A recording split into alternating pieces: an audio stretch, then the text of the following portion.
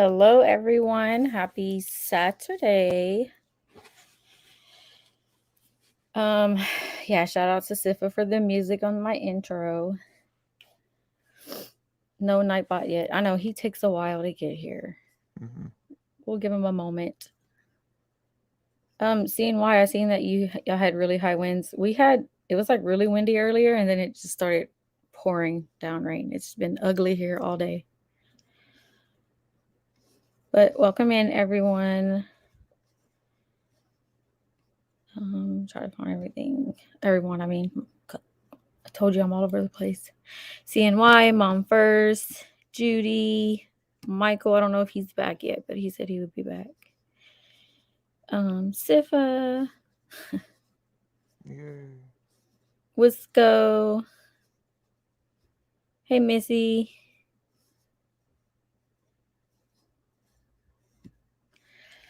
Okay, so we pretty much left off with mainly talking about the Moab stop, and we had a lot to talk about with that because it was a real, a pivotal point in the investigation. I did find, well, I didn't find Sifa found, but I was going through actually some of the stuff, and I came across one of the 911 calls. So I wanted to play that so we could hear it. Yes, if it's just here for moral support. What? No, I mean like you're here for moral support because you're extremely tired right now. Hi, Tracy. Yeah. Again, if you're a creator in here and you want to drop your channel, type the word link drop with no space in between, all lowercase letters. Yeah, just like we just did, and it will drop your channel. Hey, Gray Squirrel, how are you? All right, let me pull up this. Oh, god dang, I almost always do that. Or I'll leave you hanging all by yourself.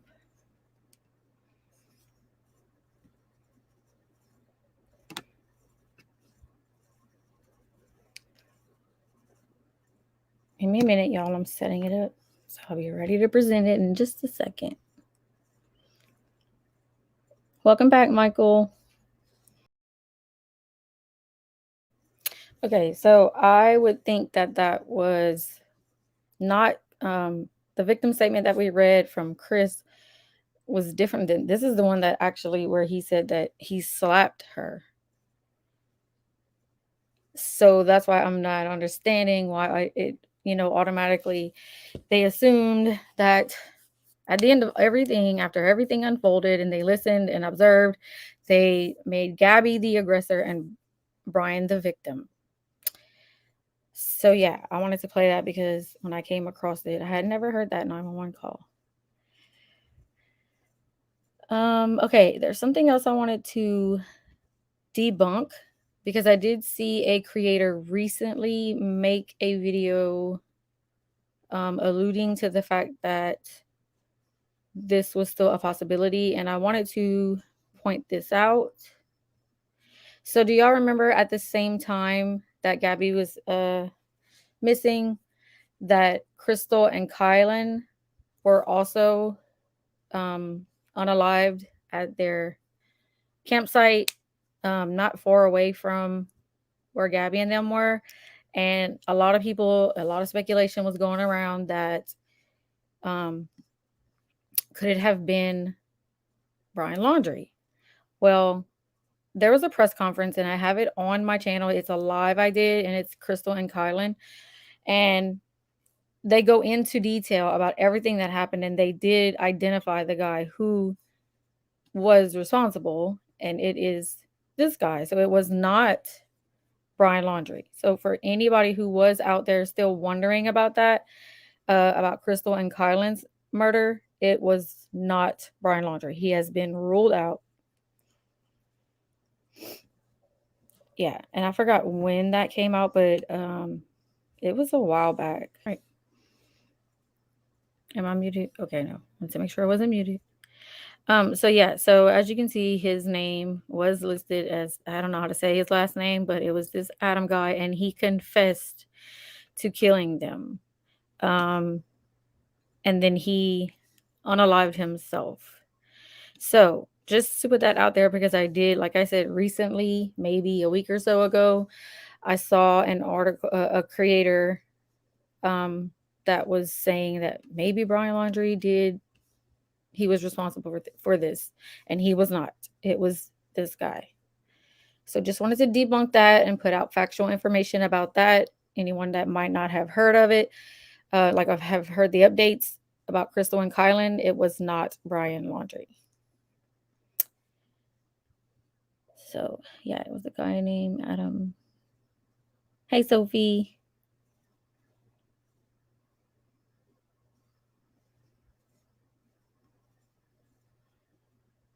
You don't know too much about Gabby's case. You have to watch part one that I did, hoping for answers. I did that. What day was that? Is it for Tuesday? Mm, But I think so. It's in my lives. It's the last live I did. But so Gabby was 22, 22-year old. She went missing. Her and her boyfriend at the time, fiance at the time, Brian Laundrie, went on a cross country trip, and the they had an altercation in Moab, Utah on August 12th. We didn't find that out until after the fact, but he returned home on September 1st back to Florida in her van without her. Her parents were looking for her, calling his parents, was getting no answers, no return phone calls, no texts, nothing. And then a lot unfolded after that, hoping for answers. But I'm going to try to cover as much as I can because there is a lot. So, one of the things that was really weird whenever Brian did go back home, one of the neighbors had actually came forward and said that they witnessed Brian Laundrie and his parents loading up a camper that was on the back of like their truck. It was like one of those campers that go onto the back of a pickup truck. And they were going on a camping trip. Have you noticed August seems to be a month? Oh, yeah, Sophie.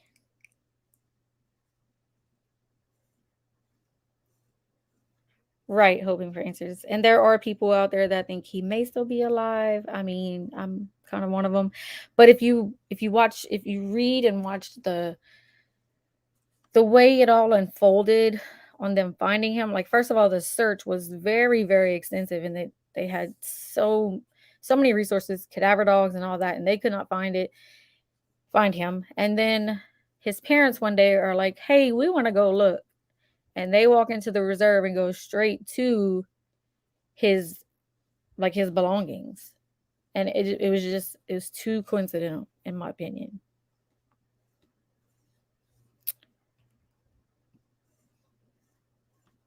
Okay, so what we know about the Laundrie family camping trip taken after Brian came home without Gabby. Get rid of some of this stuff. Okay. So Brian and his parents, Chris and Roberta Laundrie, were staying at waterfront campsite number 1 during the trip. The space was reserved from September 6th to 8th by Roberta, records show. So mystery surrounds Brian Laundrie's Labor Day trip with his parents to a popular campsite off the Florida coast about 75 miles from their home in Northport. It's been confirmed the family went camping at Fort DeSoto Park 1 week before the family of Gabby Petito reported her missing, and questions are being raised about why the family went camping after Brian came home without his fiancée. A photo taken on September 6th shows 4 friends on vacation, and a person behind them walking alone in the distance appears to resemble Brian. So I don't know if they ever confirmed it. I do remember seeing that picture, but I don't know if it's been confirmed to be him. But it was in like the background shot of someone else that was at the same campground. Police were searching the campground's 5 islands Wednesday. Inside Edition has confirmed that Brian and his parents, Chris and Roberta Laundrie, were staying at Waterfront Campsite Number 1 during the trip. The space was reserved from September 6 to 8 by Roberta. Public speculation surrounds the camping trip because Gabby was missing and her parents were desperately anxious to learn what happened to her. They say they they say they pleaded to Brian's family for information and got nothing. So, I mean, keep in mind at this point, the parents are just frantically wondering where their daughter is, and they just like pack up a camper and go on a camping trip. Like nothing's wrong. And they have yet to answer any phone calls, give any kind of information to anyone. They weren't speaking to anyone. TV's Dog the Bounty Hunter, whose real name is Dwayne Chapman, had scathing words about the trip. If one of my kids came home and said, Dad, I just unalived my girlfriend, for me to say, well, let's go fishing and camping, there's something absolutely wrong here. Brian Laundrie has not been charged or named a suspect in connection with Petito's disappearance. Authorities have called him a person of interest in connection with the investigation. The Laundries drove to the campsite in a red Dodge pickup truck and detachable camper. Both vehicles were visible in video of the Laundries' driveway. Surveillance footage from the Fort DeSoto area has reportedly been turned over to the FBI, according to several published reports citing the Pinellas County Sheriff's Office. Gabby and Brian stayed at the campground last February. Ironically, they posed for a photo behind bars at an abandoned fort. Gabby enjoyed the trip but posted on Instagram, "Raccoons stole all our marshmallows and hot dog buns." The Laundrie's attorney, Steve Bertolino, said in a previous statement that his parents are concerned about Brian and hope the FBI can locate him. He said speculation the parents helped Brian evade police is just wrong. Yeah, well, we know that this statement is now been proven that actually it's exactly what they were trying to do. Meanwhile, authorities in North Carolina say they received a half dozen tips that Brian has been hiding there in the state's mountain region, but the sheriff's department said the leads were not fruitful. So, did anybody follow the case closely? And didn't they say that they even like had s'mores? There's Brian's sister Cassie apparently went on the trip with them also, had their kids with them, and they had s'mores and they were around a campfire. And it's like, how do you do that? First of all, knowing what you did to someone, you didn't come home with her. Her parents are trying to reach out and get in touch with you about where their daughter is, and you just go on a camping trip. Like, that was disgusting. Gray squirrel, yep. I mean, like a lot of people are like, no, they found, when we even have like the anthropology report, I've gone over the entire thing, and I get it, but like, it's just too convenient. I mean, his family member is a dentist, and what were the one remains they found was like the bottom of the skull, like, it happened to be his teeth they were able to identify by dental records. And I was like, nah, this is just too convenient. I believe he may be alive somewhere. I think his parents helped him. Yeah, I think a lot of people do think that. Right? We're going to get to that one too. Yes, jaw and skull fragments. Exactly. You do. I think that's one of the ones you sent me. Okay. Hold on.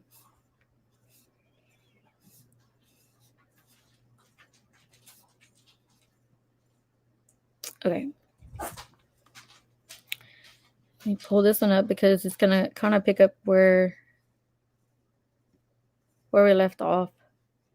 So we have the Moab stop on August 12th.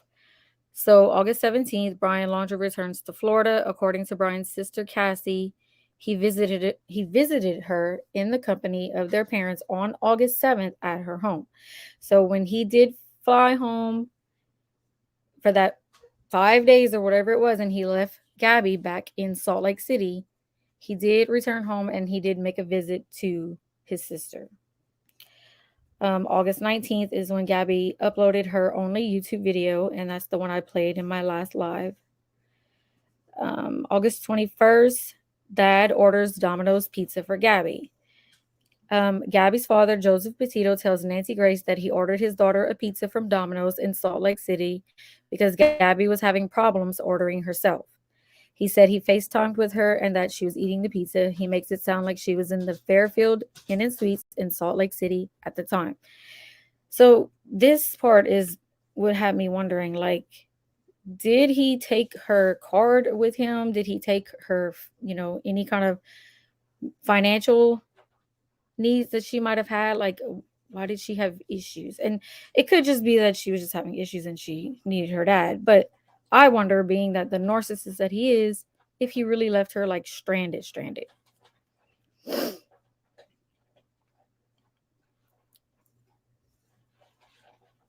Okay, y'all are talking about that stuff. Okay.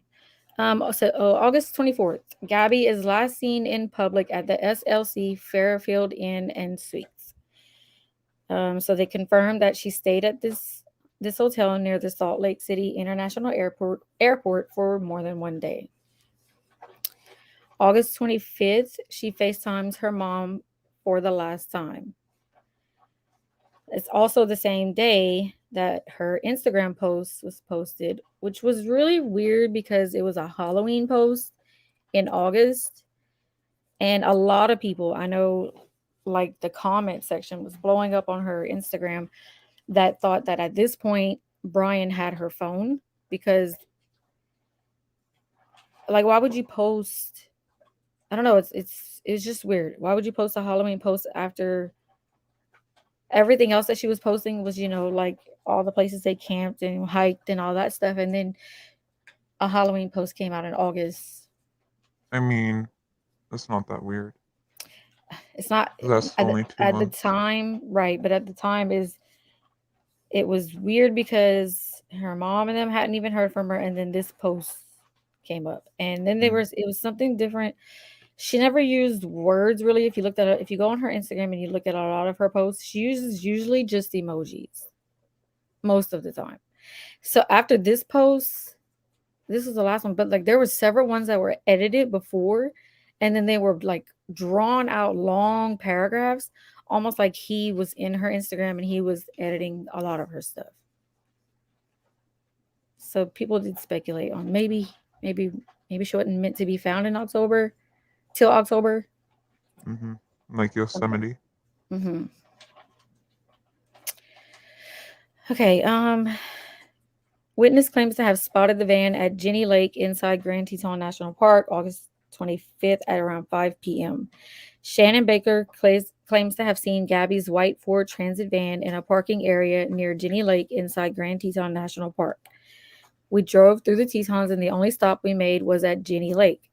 I'm sure of it. It had the black ladder on the back and the two black rooftops on top, the two bars, and we made the comment that would be the perfect little camper van to go around in.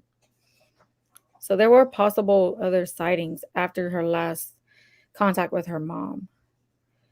25th or 26th in the afternoon, a witness says Gabby and Brian are seen in Victor, Idaho at Rustic Row. An owner of a shop called Rustic Row in Victor, Idaho said Gabby Petito and Brian Laundrie came into her store for nearly 20 minutes. Brian and Gabby came to Rustic Road. They told me they were traveling from Florida.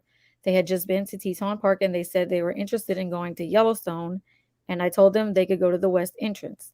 They seemed happy. And when they left, she hollered back from the door that they were engaged. And then I said, "Congratulations." Oh, wow. That's so sad. I hadn't heard that one.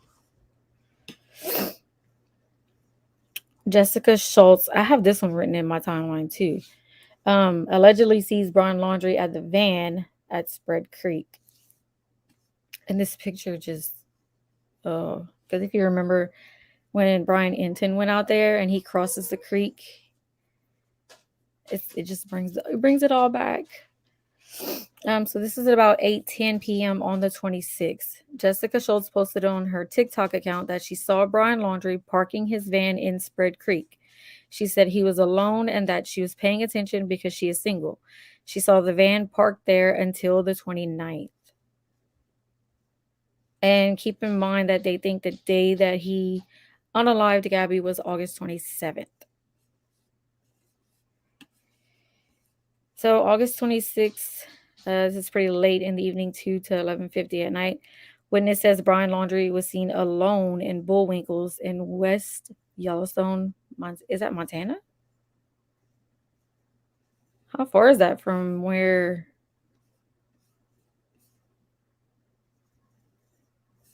That From makes me where? wonder. No, I'm trying to put it all together in my head, the timeline, because I remember writing this down. Mhm. But there is one in between where Gabby was also seen alone at like a Wi-Fi spot, close to like Spread Creek, not far from Spread Creek, like closer to the entrance, and she was alone.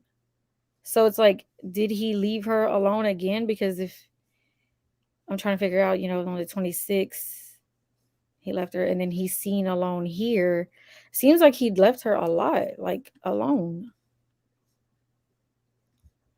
A man posted his first TikTok video stating that he witnessed Brian Laundrie alone inside Bullwinkle's Saloon and Eatery on August 26th at about 10 p.m.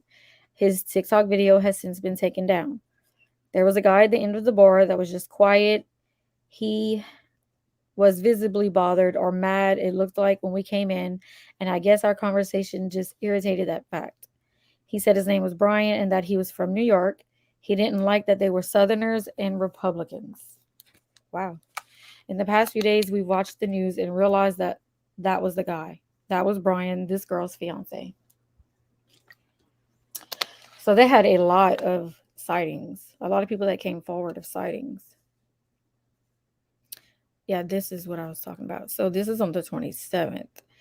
A witness allegedly sees Gabby alone at Signal Mountain Campground. My parents saw her on the 27th at Signal Mountain Campground, but they also saw him driving alone that same day.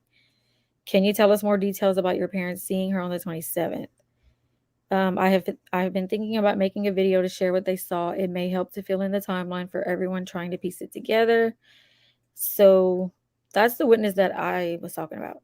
So Signal Mountain Campground is the area they said they saw Gabby sitting alone, I think like at a picnic table, like she was, and it was a Wi-Fi area. So that's, where she was using Wi-Fi. But what I'm not understanding is if on the 25th, she last reached out to her mom, could these sightings actually be credible?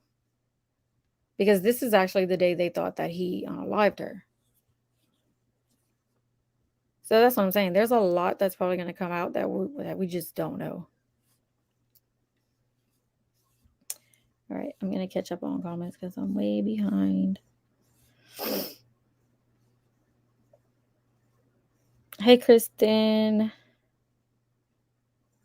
Hey, Lisa Lewis. Yeah, he was definitely controlling. Very controlling. Hey, Robbie, how are you? Yellowstone is Wyoming.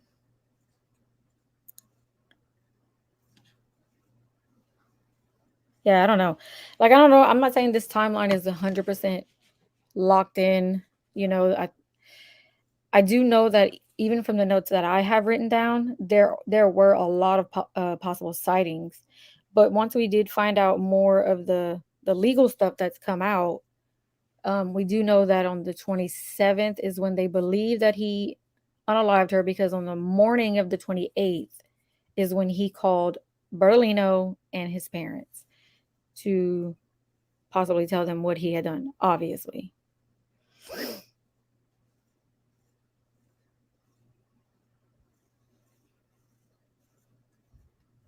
She was all Vietnamese. Yes, I have that photo, Michael. It's horrifying. And I don't want to show that on the screen. Okay, so West Yosemite is Montana. Okay.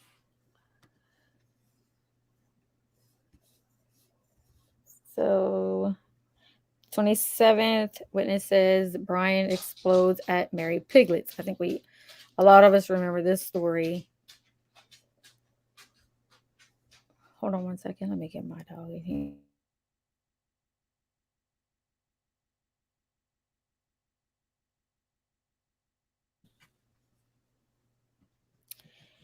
Okay, so Brian and Gabby are seen at Mary Piglet's Mexican Grill in Jackson, Wyoming.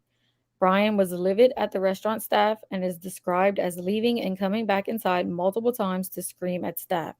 Mary Piglets confirms the incident on their Instagram account. Jesus. They piss me off when they do that.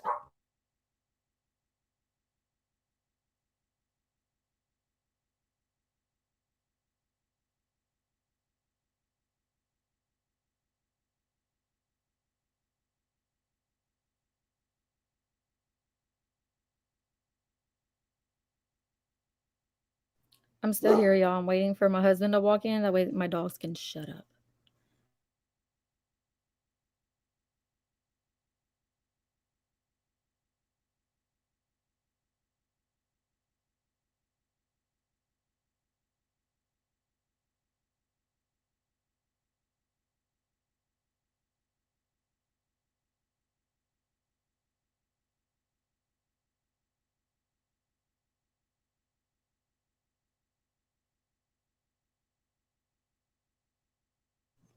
Okay, Doug, let me grab my handwritten notes. Doug was here last time, Sophie. Um, let me grab my handwritten notes because I'm pretty sure I did write down everything, but they're like right there. Let me grab them real quick.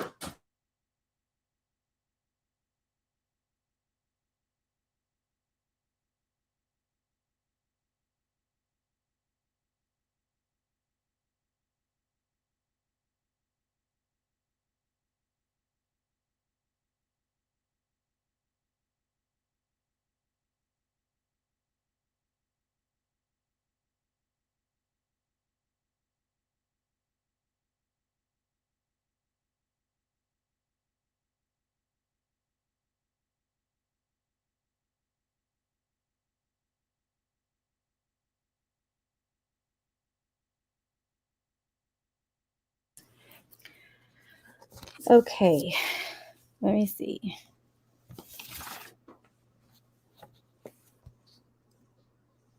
So I have.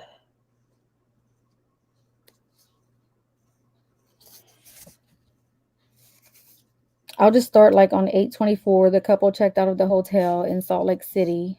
8/25 was the Monarch Happy Halloween Insta post. 8/25 last time Gabby's mother spoke to her on FaceTime, stating the couple had arrived in Grand Teton National Park. Let's see. And I do have written down that the owner of Rustic Rose said that they spent about 15 to 20 minutes in the store. So that was, I guess, confirmed by the store owner. Okay.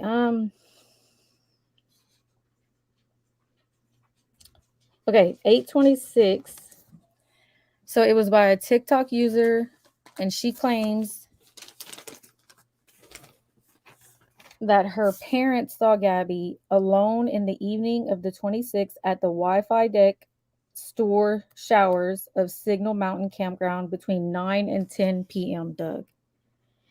So this was on the evening of 8/26, and it was a TikTok user, and that her parents saw her alone between 9 and 10 p.m.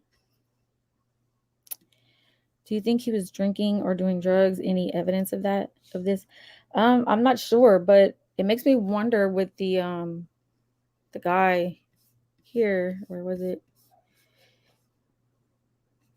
That said he was alone in the saloon and he was at the end of the bar, so I don't, maybe he possibly drank. You never know. And being that they had an altercation later at Mary Piglet's, like he was obviously not in a good mood.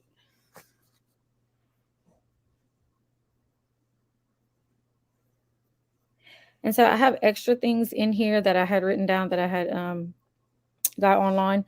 So on 8/27, Gabby supposedly sent a text to a friend saying headed to Yellowstone, which was on Snapchat. I do believe that this friend was supposedly Rose. It was later confirmed. But we don't know for sure if that came from Gabby. Also on the 27th, Gabby's Instagram account liked at least 2 friends' posts. And then they had the heated conversation with the waitstaff at Mary Piglet's. Couple were last seen together at 1 p.m. And this might go into more detail about.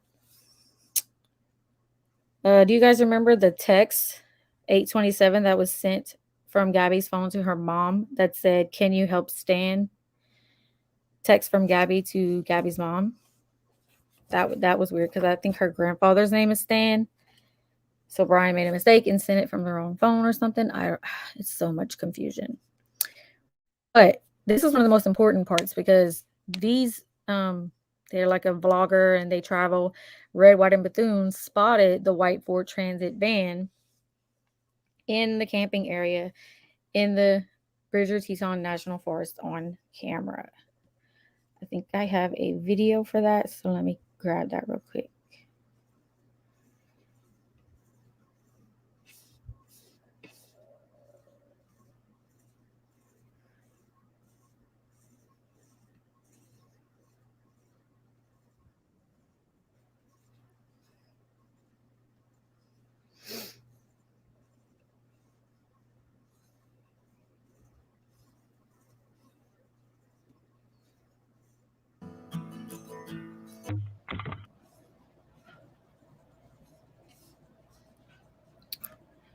Okay, so authorities say they found human remains that appeared to be Gabby Petito after combing through a camping area in Wyoming's Grand Teton National Park.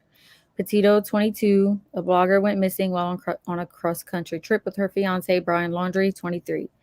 The case has fueled national intrigue and a cross-country effort to solve the complex mystery. Federal authorities have discovered the remains of a body they believe to be Gabby Petito, 22, a blogger whose mysterious disappearance has fueled national intrigue and a cross-country effort to solve the complex and increasingly bizarre case. The FBI said law enforcement had combed through a camping area in Wyoming's Bridger Teton National Forest and found human remains that appear to be Petito. Authorities will conduct a full forensic review to verify the remains, according to Charles Jones, a special agent with the FBI's Denver office. He said a cause of death was not immediately clear. I would like to extend sincere and heartfelt condolences to Gabby's family. As every parent can imagine, this is an incredibly difficult time. On Monday, law enforcement in Florida said they were halting a search for Petito's fiance at 25,000-acre wildlife reserve near Sarasota, Florida. Brian Laundrie, 23, the lone person of interest in the case, also disappeared last week. His family reported him missing and said he had been hiking in the Carlton Reserve. The Northport Police Department said Monday it had exhausted all avenues in searching of the grounds there. Petito went missing while on a cross-country trip with Laundrie. This shows the reported locations of Gabby and Brian Laundrie. Petito's mother last reported speaking with her daughter on August 25th, and her family filed a missing persons report September 11th. The FBI in Denver said agents conducted ground surveys at Grand Teton National Park with help from the National Park Service and law enforcement agencies seeking clues to Petito's disappearance. Petito's father, Joseph, posted an image of a broken heart on social media with a picture of his daughter. His message, "She touched the world." A lawyer and spokesman for Petito's family asked that the family be given privacy to grieve. Attorney Richard Benson Stafford indicated that the family would make a public statement at a later date. Oh, that's so sad. The family and I will be forever grateful, he said in a statement. Laundrie and Petito set out. Okay, so this is just a background of them, but these are some hard pictures to look at. But this is Tara Petito, which is Joe's husband. So this is Gabby's stepmom and father. Listened to a police press conference update in Northport, Florida, on the disappearance of her daughter that was on a cross-country road trip with her fiance.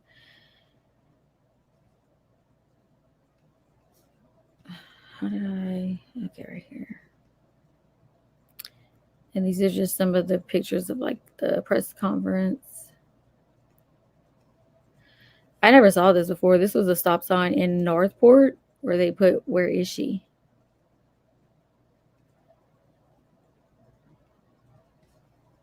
Doesn't it go down?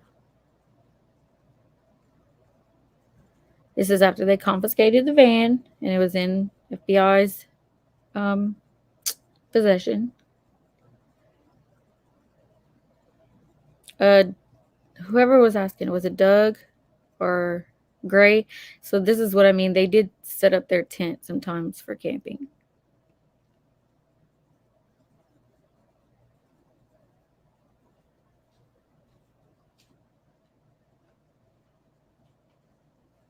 So yeah.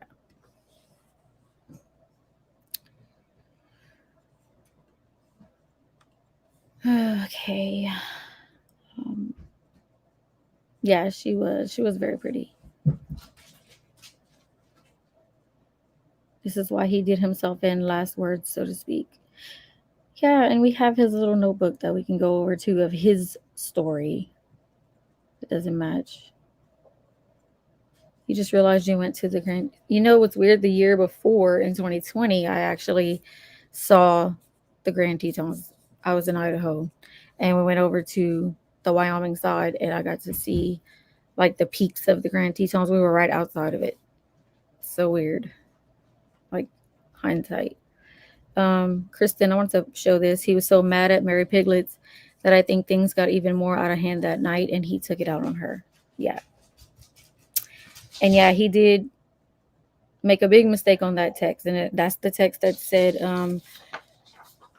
what was it? About Stan. Yeah. Either way, it was a mistake he made, and that's kind of like when things started to really get weird for the parents because they knew that this was not coming from their daughter.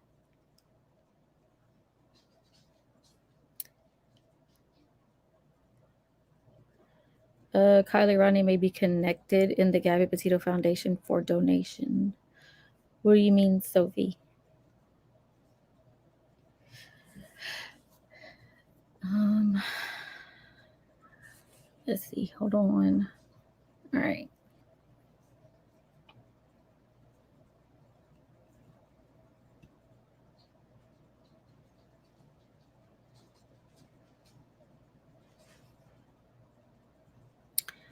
Okay.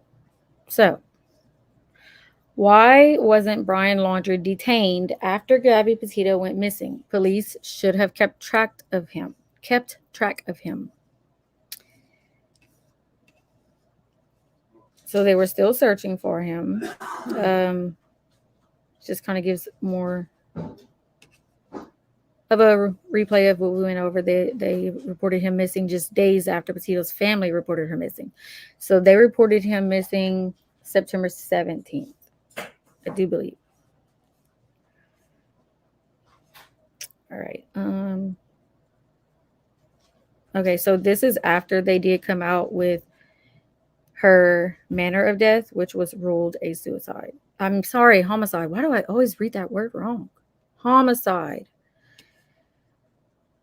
Shortly after her family's lawyer confirmed to Insider Tuesday that human remains found in Wyoming's Bridger-Teton National Forest belong to Petito, the FBI confirmed her death was by homicide. Okay, this goes. So when he returned home to Florida from a cross-country trip out west in the van the couple had been driving in, but without Petito, Laundrie, who would be identified as a person of interest in her disappearance, had retained a lawyer and refused to speak with authorities. At the time, Florida police did not detain him, although they said they needed to speak with him for the investigation. Right now, we don't have a crime. We have concern of a crime, Northport PD's Josh Taylor said. Days later, Laundrie's family told police he was missing. His whereabouts have remained unknown since last Tuesday. Former Florida prosecutor Vincent Citro said police likely warned Laundrie to stay nearby as the search for Petito continued in Wyoming, but they may not have had sufficient probable cause to detain him. Citro added that arresting a suspect too soon could damage the prosecution's case later on. Okay, I'm sorry because that frustrates me because I understand and I get that statement like that is very true. You only once you arrest them, you only have a certain amount of time to have an ironclad case against this person that you're is your person of interest. But they were adamant about the fact that they knew his location, they had eyes on him, like they knew where he was, and somehow he got out. He left and then now he's missing. So that was incompetence on their part. When you arrest somebody, it triggers certain things. The timeline to bring formal charges, which means you automatically put a horizon, an end date, if you will, on your investigation. And that always is problematic, especially when the body hasn't been found yet, or there's still a belief that the person's going to be found alive. This is just someone's tweet. I'm really confused. Does it look like Northport let a killer disappear? Shouldn't he have been under surveillance? And I relate to that. I don't get it. He should have been under constant surveillance. How did he get away? Citro said it's unlikely that police were tailing Laundrie because it is expensive and requires extensive personnel. However, former Wyoming prosecutor Christina Williams said it was a lapse in judgment if police opted not to track Laundrie. Northport police did not respond to insiders' request for comment. They should have kept track of him. She's missing. There's the potential that she could be deceased. The flight risk of someone in that scenario that's a suspect or that, was seen with her last is great. Citro said that if Laundrie is found alive, police would likely arrest him, although it is unclear whether he would be charged with murder. If they had the option to detain him, they will. It would not be in their preference to let him remain free. I suspect they may not find him alive either. Wow.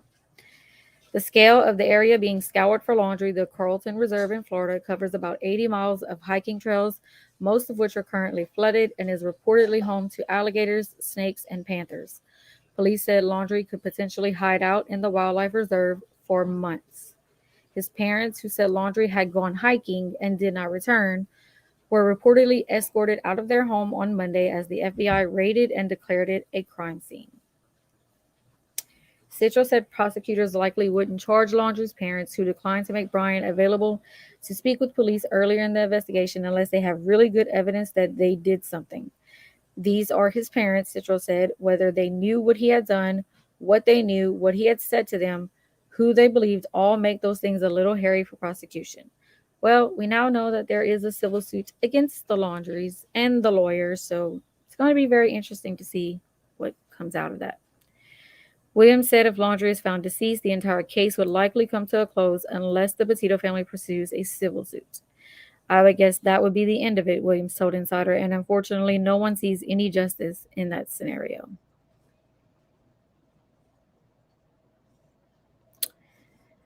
Hey, Fred Field, how are you?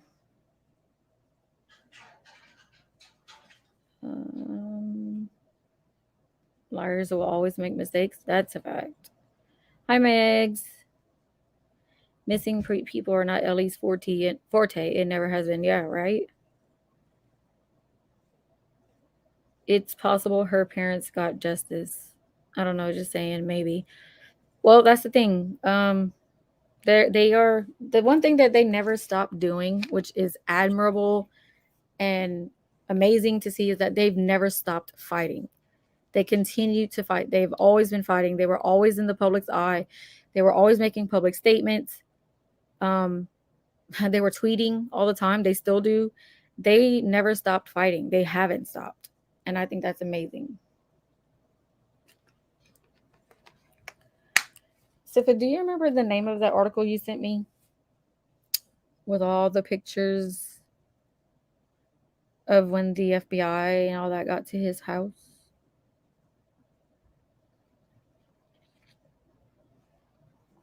Sifa, are you here? He might have fallen asleep on panel.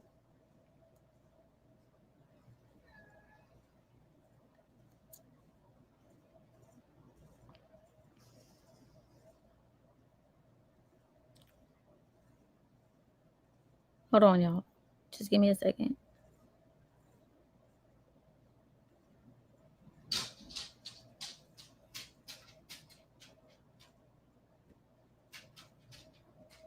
Let me open a couple of these tabs so I don't have to keep coming back and opening them.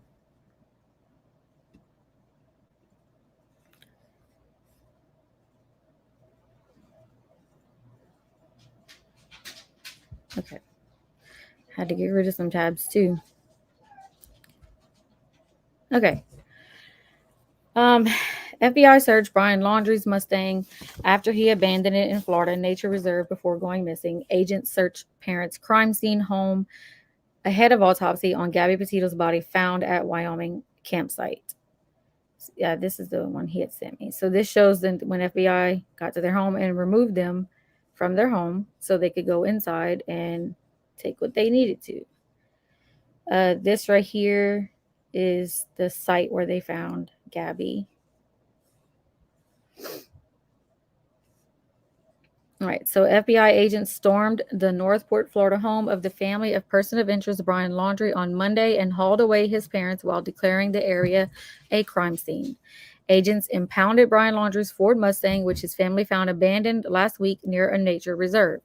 Laundrie went missing near the reserve last week as cops left a note on the car asking that it be moved. The FBI tweeted on Monday that it is executing a court-authorized search warrant today at the Laundrie residence in Northport, Florida, relevant to the Gabby Petito investigation. Authorities announced Sunday afternoon that they had found a body at the Bridger-Teton National Forest, where police had been searching for Laundrie's fiance Petito, who was reported missing on September 11th. An autopsy is set for Tuesday to confirm if the body is hers. Investigators are facing criticism for their handling of the Petito case, with many saying authorities let Laundrie slip through their fingers because they didn't monitor him. I agree.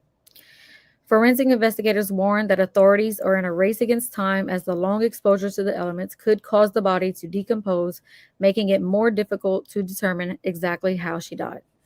Sunday morning, Petito's family shared footage from a YouTuber taken at the Spread Creek campground on August 27th, where investigators were searching, that appears to capture the pair's white Ford Transit van. So that was Red, White, and Bethune's footage. Police on Monday called off the search for Laundrie in the alligator-infested Carlton Reserve in Florida, where he is believed to be hiding out, saying they've exhausted all avenues at the nature reserve. Let's see. So yeah, he returned September 1st. And then they reported him missing on the 17th. He apparently had left the home around September 13th or 14th.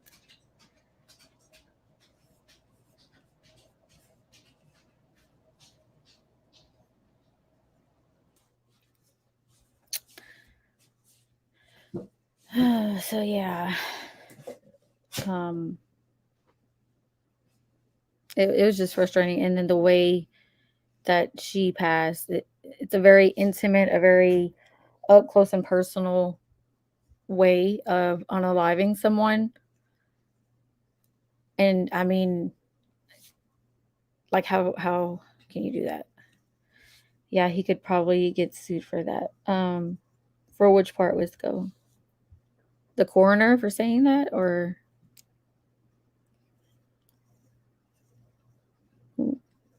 sorry, not sorry, but he couldn't handle going to be, right? And then he'd be indoors for the rest of his life. I don't think that he would have been able to handle it. All right, let me try to pull up.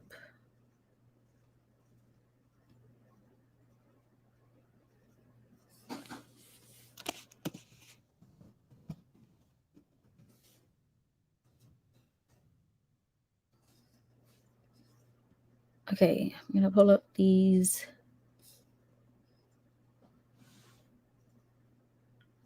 I think this is the one. Yep. Okay, let's see if I'll be able to share it.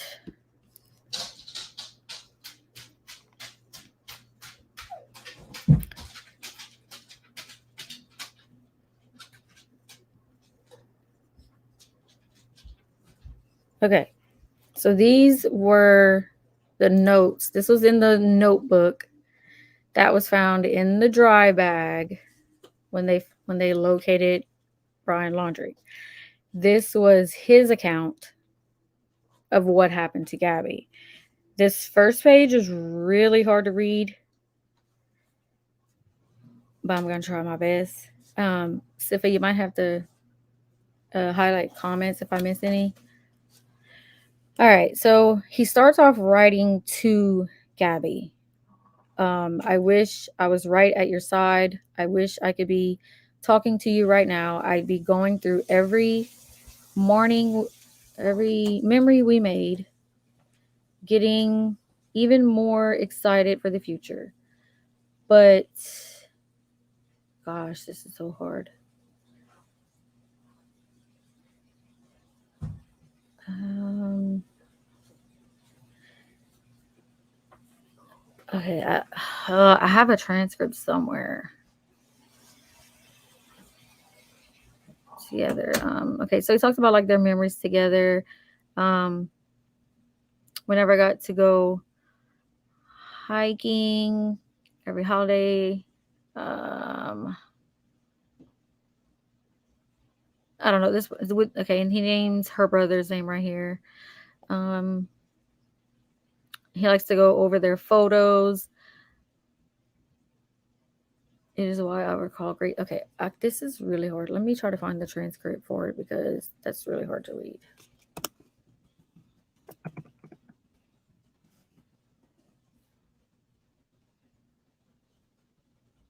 Okay, and I'll just read the first page. Okay, so he says, Gabby, I wish I was right at your side. I wish I could be talking to you right now. I'd be going through every memory we made, getting even more excited for the future. But we lost our future. I can't live without you. I've lost every day we could have spent together, every holiday. I'll never get to play with ineligible. Again, is ineligible writing. Never go hiking with Gabby's brother. I loved you more than anything. I can't bear to look at our photos to recall great times because it is why I cannot go on. When I close my eyes, I will think of laughing on the roof of the van, falling asleep to the sight of ineligible at the Crystal Geyser. I will always love you. Gosh, why does it look so horrible on the screen right there? It's like clear on my end.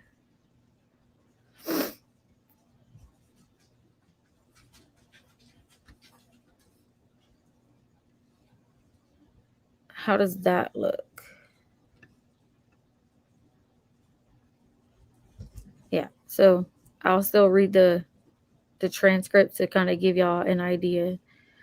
If you were reading, so this is when he switches to like he's talking to whoever finds the journal or the notebook. If you were reading Gabs's journal, looking at photos from our life together, flipping through old cards, you wouldn't want to live a day without her. Knowing that every day you'll wake up without her, you wouldn't want to wake up. I'm sorry to everyone this will affect. Gabby was the love of my life, but I know adored by many. I'm so very sorry to her family because I love them. I'd consider her younger siblings my best of friends. I'm sorry to my family. This is a shock to them as well as a terrible grief.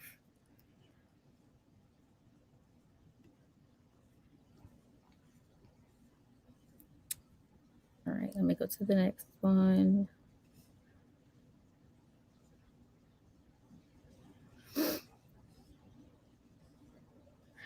They loved, if not more than me. They loved as much, if not more than me. Thinking at Gabby.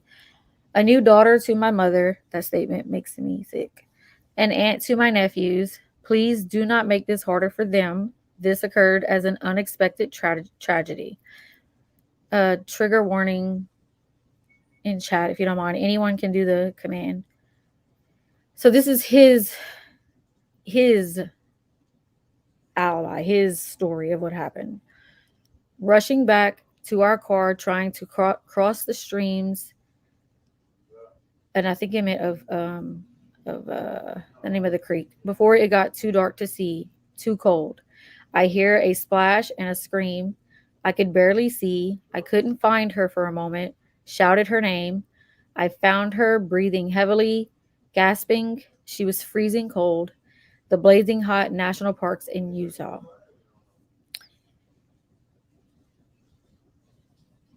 that just makes me because it's like he's telling this story and it's like none of it matches up to what we now know.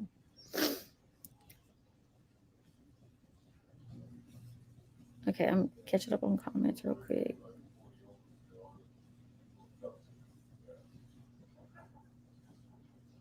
Yeah, he writes it as if his parents already know what he did.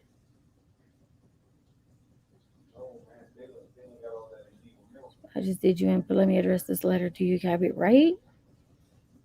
Snake River. Okay, thank you. It says it's ineligible on oh my god, illegible. Can't English today. Okay, what page? Okay, so I stopped where it said in Utah. I know that it doesn't show very good on the screen, but all right. The temperature had dropped to freezing and she was soaking wet. I carried her as far as I could from the stream toward the car, stumbling, exhausted and shocked when my something and knew I couldn't safely carry her. I started a fire and spooned her as close to the heat. She was so thin, had already been freezing too long. I couldn't at the time realize that I should have started a fire first, but I wanted her out of the cold back to the car. From where I started the fire, I had no idea how far the car might be, only knew it was across the creek. This whole paragraph is so confusing because he says that he did carry her toward the car. Maybe he didn't make it to the car, is what he's saying. So he started the fire, and then at the time he should have started the fire first, but wanted her out of the cold back to the car, and but he had no idea how far the car might be, only knew it was across the creek.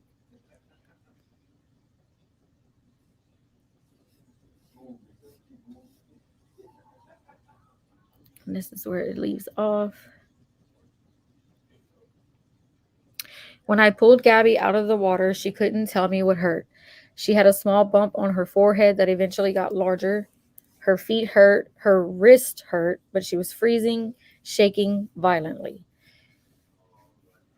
See, I think he's writing this in like a way that makes it look like somehow she fell and she injured herself. But if you really think about it, like it's he's also telling on himself, if that makes sense. I mean, her wrist was hurting, she was shaking violently, and like I said, trigger warning. If you look up the what happens to a person when they're unalived by strangulation, it's horrible.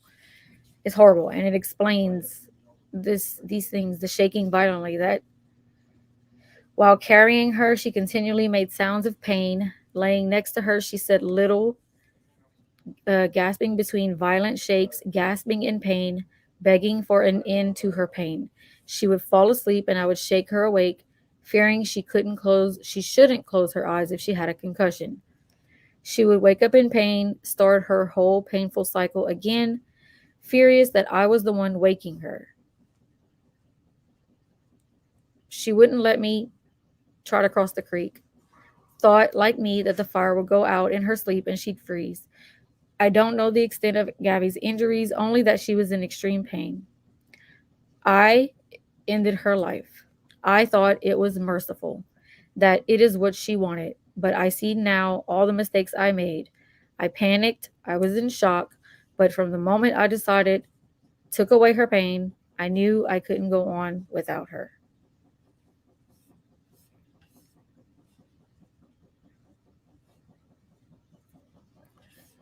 And that's where this one picks up.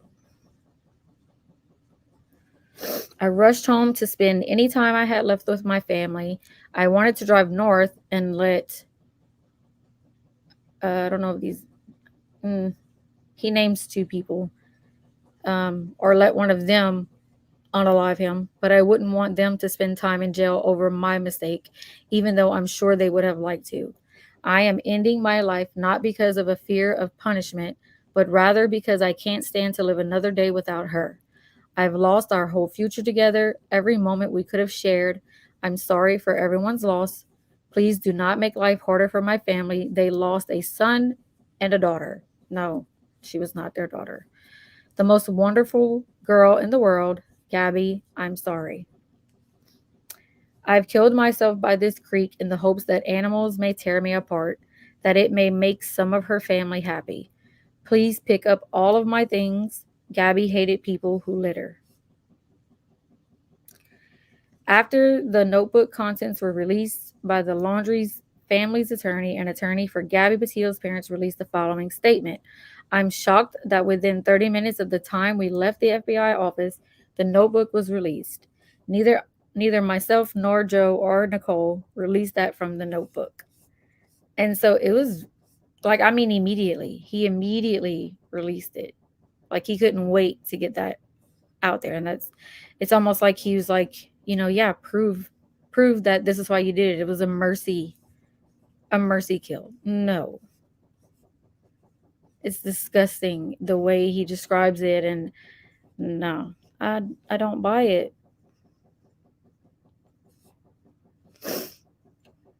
Um Sorry, my washer or something is making noise. Um if that's not guilt, I don't know what is, right? So then he leaves her there. Right. He leaves her there and he goes home. And so from her report, she was out there. Maybe see if I can chime in. I don't want to say it wrong, but I think she had been out there, 6 to 7 weeks from the date they found her. So they found her on September 21st. Let me look at my little. Yes, I have lots of notes on this.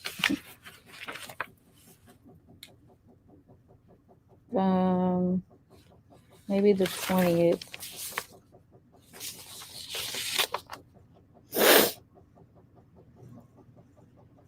Yeah, I think it's the 20th. So when you estimate it and you go back, it comes out to between the dates of like August 25th through 27th, which they have now, they're pretty sure August 27th is the day that she was unalived. No, I don't believe him. Let's go. The only thing I believe is that there's some truth to it as far as her injuries. We do know that she had blunt force trauma and strangulation. So what I was saying was when you look up um so like when Kylie Ronnie was found, they said it was she drowned in a car. A lot of people did underwater decomp because we were invested, we were intrigued, and we wanted to know how does that, what is this autopsy going to look like? What should it look like?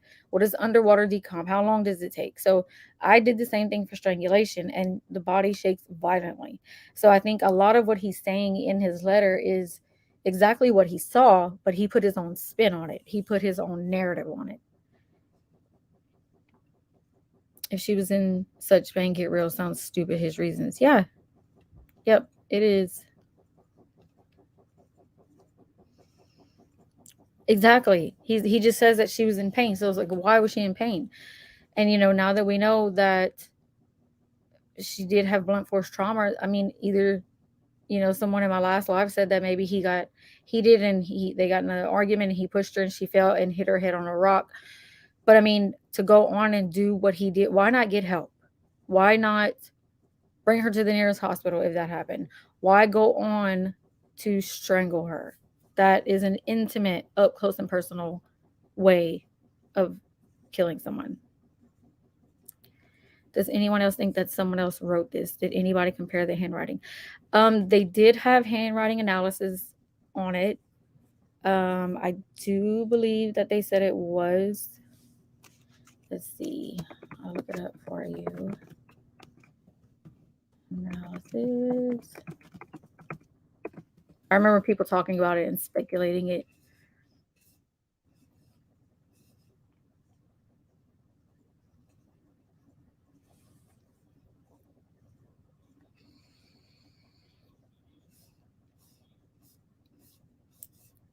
Okay, let's see.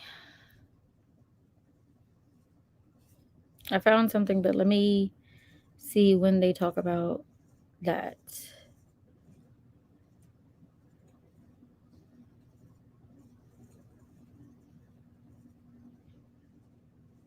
Okay.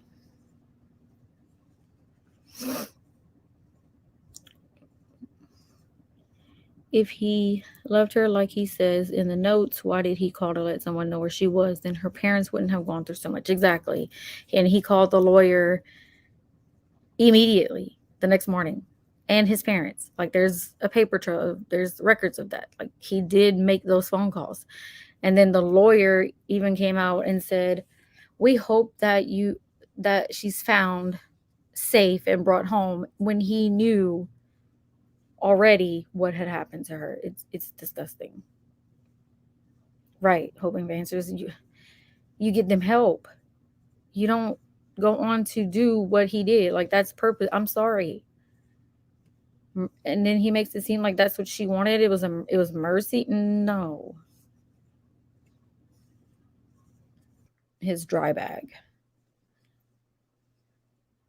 I don't believe he loved her. He was just controllable. She didn't realize how bad it was because she probably loved him. Yeah, that's my thought. And then I mean, but I can say like, there are DV situations where they, the aggressor, as he should have been labeled from the beginning, he loved her, but he was obsessed with her and he was a narcissist and he was manipulative and controlling. So he did have those moments of rage and stuff like she was saying. Um, but to do what he ended up doing, I mean, I don't know. We weren't there. We're not in their relationship.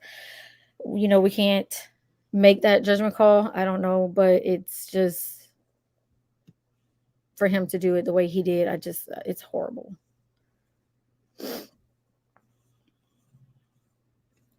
Yeah. So, okay.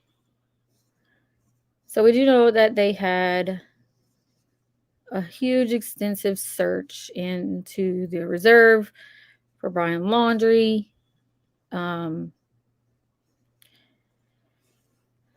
Let's see. I don't want to play any more videos. Okay, so it's been more than a month now since Brian Laundrie, the lone person of interest in the disappearance of Gabby, was reported missing by his family. The search for Laundrie started not long after she was found in Wyoming. Partial remains were found during the search for Laundrie on Wednesday, according to reports.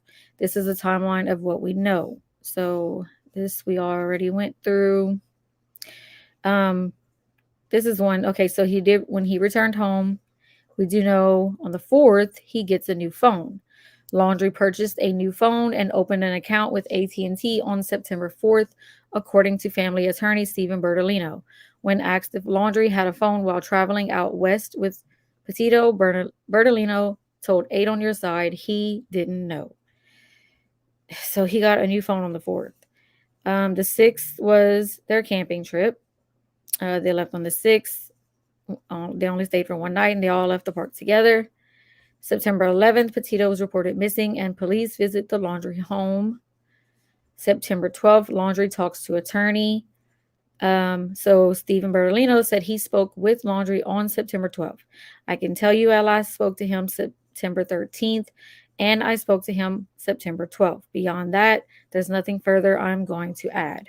And if you remember, the lawyer was also very, very vague in every statement he gave. September 13th, Laundrie leaves home. Laundrie's parents believe they saw him leave to go hiking on September 13th, one day earlier than they had originally told police when they reported him missing. So when they reported him missing on the 17th, they said that he had left on the 14th. And then they changed their statement and said, oh, he actually left on the 13th. So that was another red flag. The Laundries were basing the date Brian left on their recollection of certain events, the lawyer said, Steve Bertolino. Upon further communication with the FBI and confirmation of the Mustang being at the Laundrie residence on the 15th, we now believe the day Brian left to hike in the preserve was Monday the 13th. Northport officers said Laundrie is believed to have entered the Carlton Reserve at the Myakkahatchee Creek Environmental Park. According to Bertolino, Chris Laundrie went to the park that night to look for his son, but couldn't see anything because it was wet, rainy, and dark. See, this is when I think that he actually knew where his son was and possibly wouldn't bring him supplies, food, who knows. September 14th, Laundrie's family originally said he was last seen on the 14th when he left home wearing a hiking bag with a waist strap. According to Northport Police, an abandoned vehicle notice was placed on the Laundrie's Mustang outside of the environmental park on September 14th. Bertolino said that Chris and Roberto both went back to the park and saw the summons on the Mustang. He told us they spent several hours walking around searching for their son, but couldn't go off trail because the park was relatively flooded. On the 15th, he was named a person of interest, and that was because of the credit card stuff. According to Bertolino, Laundrie's parents both went back to the creek again on the 15th and brought the Mustang home so it wouldn't get towed. The family's attorney told Eight on Your Side the parents believe Brian would find his way home. See, and that's where things get sketchy for me. That's what makes me think that A, he either was picked up there and brought out of the country and he got somewhere safe, or like they knew where he was the whole time and maybe he really did unalive himself. But if you know the details of his autopsy, which I mean, the bullet wound was from his left temple and he's right-handed, so that was another red flag. Then that's also the day that they confused Roberta for her son, which was ridiculous. September 16th, they hold a press conference. 2 people went on a trip, 1 person returned, and that person that returned isn't providing us any information. They asked at the news conference, "Do you know where Brian Laundrie is right now?" And Garrison responded with yes, when they didn't know. They said yes, but they didn't. September 17th is when they reported their son missing. The FBI is currently at the Laundrie residence removing property to assist in locating Brian. As of now, the FBI is now looking for both Gabby and Brian because at this point, Gabby had not yet been found. The 18th, they start searching the Carlton Reserve. The initial search focused on the 200 acres at the Myakkahatchee Creek Environmental Park, where police said Laundrie were believed to have entered the reserve. It then expanded into the Carlton Reserve, which encompasses 25,000 acres. The 20th, they tape off the Laundrie home. They executed a court-authorized search at the home. The federal arrest warrant issued on the 23rd. Wow, so the warrant came after a federal grand jury indicted Laundrie for his activities following Petito's death, and that has to do with the fraud, the credit card fraud. The FBI visits their home again on the 25th. On the 26th, they scaled back the search. September 29th, they obtained Laundrie's phone, and they have surveillance video of it. So the Laundrie's family attorney confirmed on September 29th that the FBI was in possession of the new phone that Laundrie had purchased on September 4th. Bertolino said Laundrie left the phone home the day he left for a hike in the reserve, the last time his family had said they saw him. So why would he leave his new burner phone behind? I mean, there's obviously nothing on it. September 30th, they returned to the home to check the camper. I don't know if you guys remember, but there was a lot of people that were at the home thinking that maybe Brian was hiding out in the camper. So they did check the camper, and they collected some personal items belonging to Brian that will assist the canines in their search for him. October 6th, they ramp up the search at Carlton Reserve. Several unmarked law enforcement vehicles were seen at the nature reserve, and a large drone was spotted flying above. According to Bertolino, Brian's dad, Chris, was supposed to join the search at the reserve, but the involvement had to be postponed. So on the next day, Brian's dad joins the search. He joined the search for his son on October 7th. The father left his Northport home that morning and headed to the reserve to assist law enforcement. He was asked to point out any favorite trails or spots that Brian may have used in the preserve. He said, although Chris and Roberta Laundrie provided this information verbally 3 weeks ago, it is now thought that on-site assistance may be better. And then on the 20th, partial human remains were found in the reserve where crews had been searching for laundry on the 20th, according to the FBI. The Sarasota County Medical Examiner's Office had been called to the environmental park earlier in the day. The Laundrie family's attorney said both Chris and Roberta met with law enforcement officials at the park that morning to search for their son. Some articles belonging to Brian, later identified by FBI agents as a backpack and a notebook belonging to the 23-year-old, were found after a brief search. Brief, very brief. I mean, they walked in, and it's almost like he did a beeline straight to where Brian Laundrie's bag was found. That's odd to me. Um, he was identified as being Laundrie on the 21st. And then on November 23rd, we finally got the full report, I think, from the anthropologist's office, and that he had died from a self inflicted gunshot. So that was a lot of reading. But I wanted to get through at least the part of, um, where they found him and all that.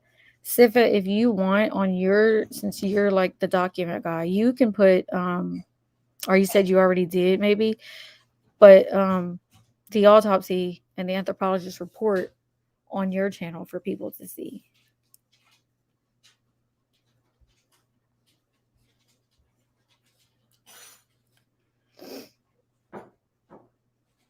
Let's see.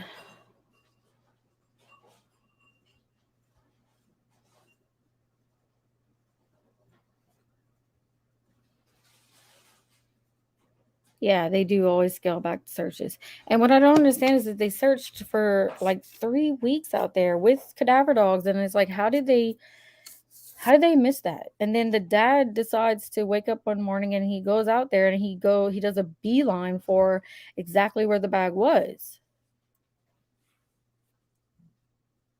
I don't remember what the weapon was, but yeah, it was a gun. I don't remember what type of gun it was, I meant, but it was a gun.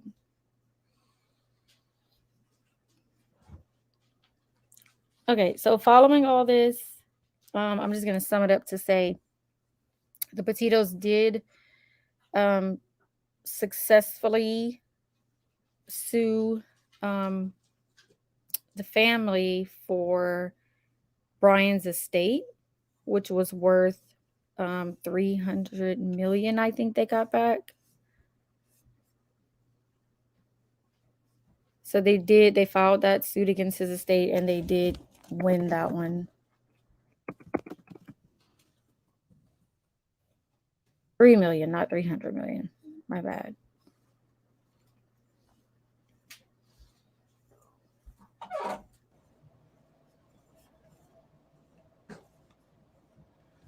Okay.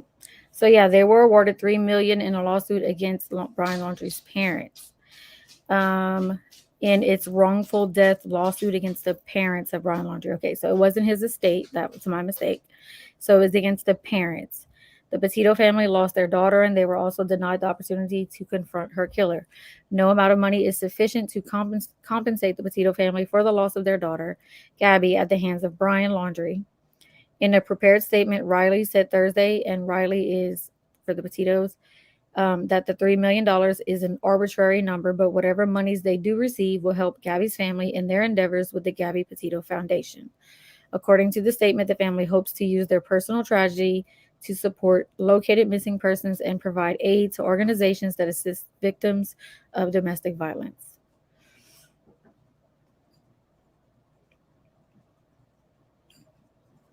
And they're such a beautiful family. And every time I see Nicole's face and Joe, it's like, and also Jim and Tara, like they're all so heartbroken.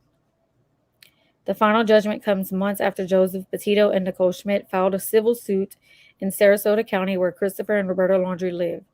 Their son took his own life in a Florida environmental park in 2021 after killing Gabby in August 2021.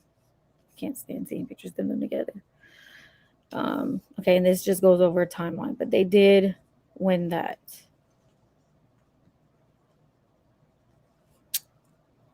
I don't know if you guys know about the burn after reading letter that was found written by the mom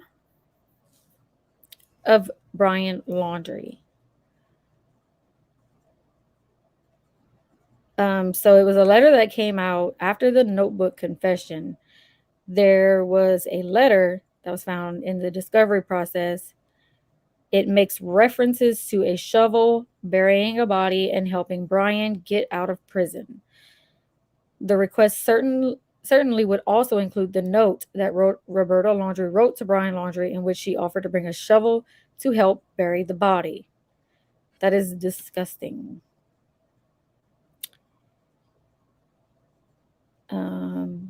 So the letter isn't dated, and the Laundries are claiming that it predates everything. Both sides have confirmed Roberta's letter doesn't have a date on it, and the Laundries claim it has nothing to do with Gabby. I have the letter in question, but its contents are personal between a mother and a son. The letter has nothing to do with this case, said Bertolino. Bertolino has not denied that the letter makes reference to a shovel or burying a body. He claims the letter is being used by Riley to sensationalize his case. Think it through. Do you really think such a sentiment would be casually let go by the FBI if what Pat Riley wants you to think were true? It's sensationalism to bolster his case, Bertolino said. Luca, the Florida attorney for the Laundries, has argued the letter predates Gabby and Brian and should not be given to Riley through the discovery process. When Riley claims the letter makes disturbing references, such as burying a body, it is unknown whether the letter mentions Gabby at all. So, yeah, that burn after reading is going to come out, I'm pretty sure, in the civil suit.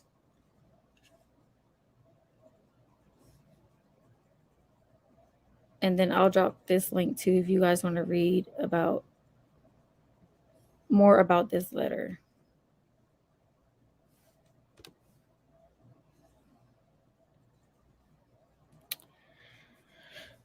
Okay. Yes, they did. They did end up, it comes out in all the when you read the full update of like the crime scene of like when they found not crime scene, but when they located Brian, they explain everything that was at the scene, everything they found. So they did find the weapon.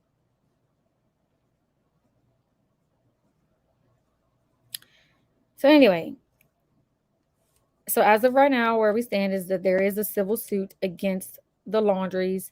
There is also now a civil suit against Bertolino, and that trial will take place next year. It was supposed to be this summer in August, but they pushed it back to next year.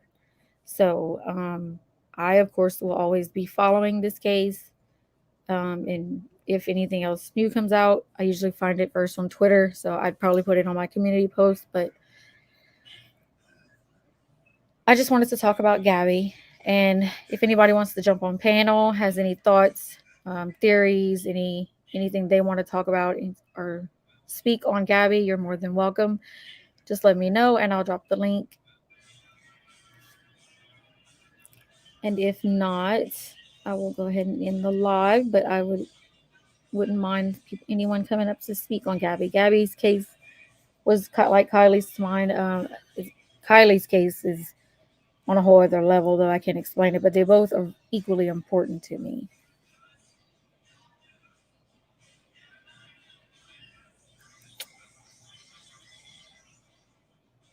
Oh, yeah, Doug, I just saw this comment. They were just trying to save face about letting him get away out the back door. They thought his mom was him. Come on, exactly. There ain't no way. Well, Sophie, I know that it's because there's always a lot of emotions that are put in place. Sometimes there's lawyer changes. There's lots of reasons that the trial can be pushed back, or they're gathering more evidence. They have more evidence that they have to present to the judge, whatever it may be. There's a reason why they're so far out.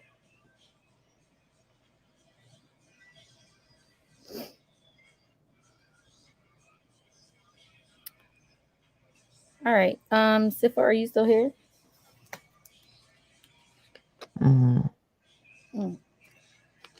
So did you say you already did a video on his findings? Because if yeah. not, you did. Okay. Let me go find it so I can drop it.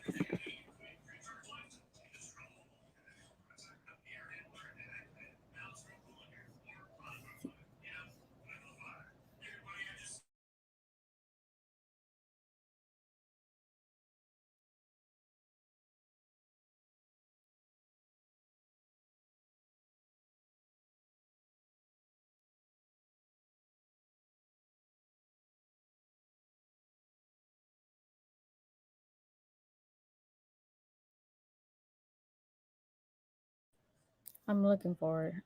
It's pretty far down. Um, Idaho Pool stuff. Yep. Is it the dirty laundry part one? uh, yeah. Okay. And did you have a part two? No. Okay. Okay, so here is the link to Sifa's video where he does go over the documents in detail. Like it shows in detail a lot of the stuff in the autopsy findings. Thank you, Sophie, for being here. Okay, I'm gonna drop our emails real quick. Oh no, our emails are at the top. Okay, so if anybody has anything they need or ask any questions or whatnot, if you need to get in touch with us, please feel free to email us. Wait. Yes, Wisco, I'm still going. I, Hmm? um,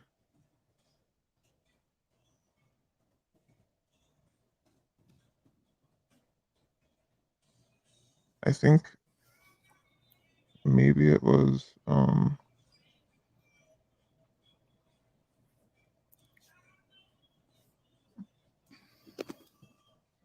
yeah, I don't think it actually was the autopsy that I released. Oh, it's some kind of documents. Yeah.